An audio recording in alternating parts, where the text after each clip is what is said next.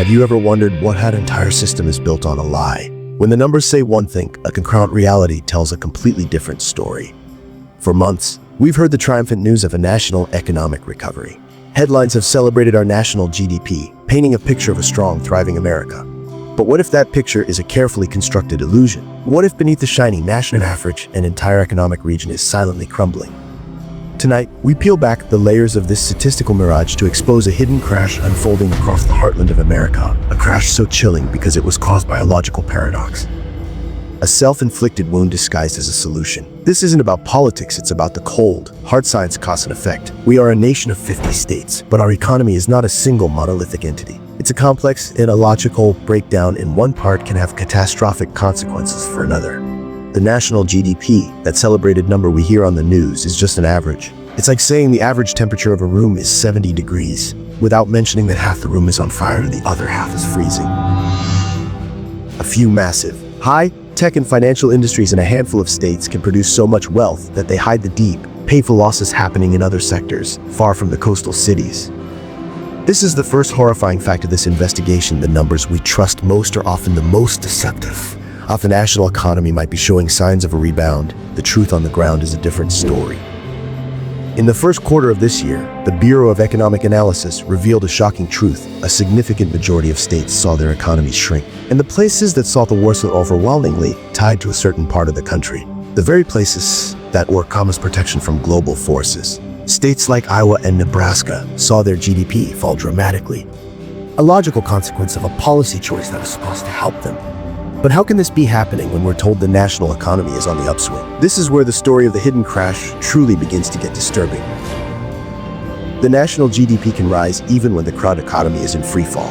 This is one of the most terrifying secrets of modern economic data. The most recent rebound in national GDP was not, as some of you believe, a sign of new production or a thriving economy. It was driven by a single mathematical quirk, a massive drop in imports. Here's how it works when we punch from overseas. That spending is counted as a positive for our economy, but then it's subtracted back out of the GDP calculation because it wasn't made here. So when imports suddenly plummet, less is being subtracted. This artificially inflates the final GDP number, creating the illusion of growth when, in reality, nothing on the ground has actually for many working Americans. It's a statistical sleight of hand, a financial mirage that hides a creeping economic rot. Now, let's look at where this rot is happening. The heart of the American agricultural belt.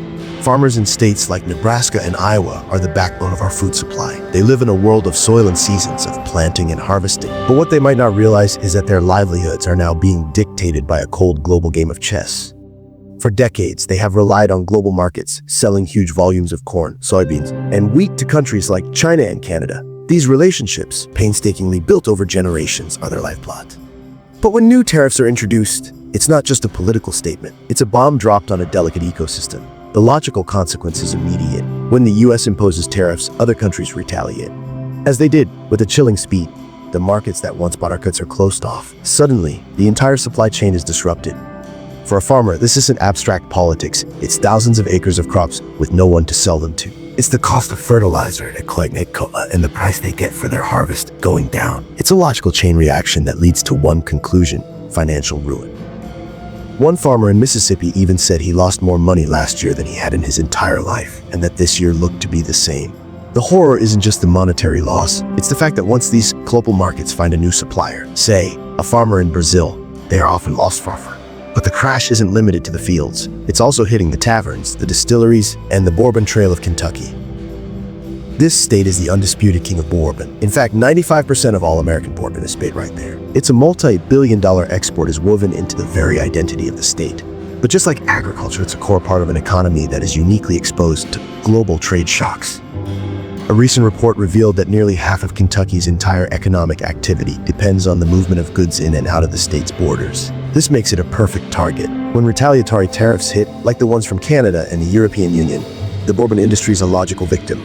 This is where the story gets especially chilling.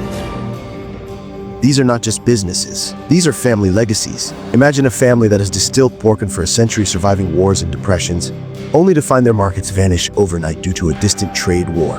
The retaliatory tariffs make their product more expensive overseas, which kills sales, lowers production, and threats jobs. One coalition of industry groups recently warned that these tariffs could result in more than 25,000 job losses and thousands in lost sales. What makes this a truly terrifying aspect of the hidden crash is that once a brand loses its footing in an international market, it's almost impossible to regain it. But here's the most baffling part of this scientific inquiry, the psychological paradox at the heart of the mystery. Despite the mounting economic pain, despite the lost farms and the threatened industries, and many of the very people are unwavering in their support for the policies causing their pain. One farmer said that out the result, he knew there was going to be some pain in the meantime. This isn't just a political choice, it's a profound human puzzle. Why would a person willingly endure financial hardship for a long-term promise that is far from guaranteed? It's a testament to the power of belief and the logical fallacy of hope triumphing over evidence. It's a phenomenon that a scientists often document, like a natural disaster that a population refuses to evacuate from. The hidden crash in Red America is a mystery with a logical solution. It is a slow-motion economic disaster that goes unnoticed because the numbers we are told to watch are designed to hide it. It is a case of cause and effect, where the choices made at the ballot box have led to a direct and often devastating consequent effect into the factory. The crash isn't happening in some abstract market. It's happening in the fields of Nebraska, on the rivers of Kentucky, and in the lives of millions who are watching their livelihoods erode with every passing day. The scary truth is that this crash isn't an accident, it's a predictable outcome, a logical certainty that has gone largely unremarked upon.